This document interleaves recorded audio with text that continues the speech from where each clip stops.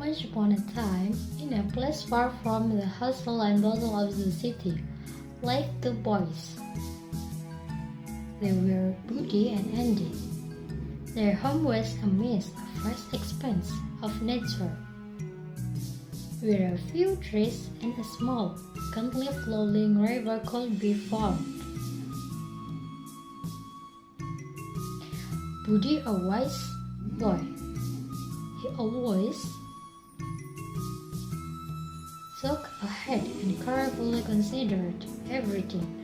Andy, on the other hand, tended to act without much thought, but decided to build the own house.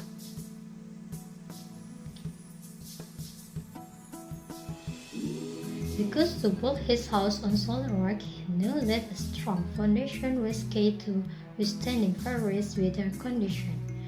Andy, who buried it easy, built his house on soft lowland, and he finished his work faster and felt proud of it.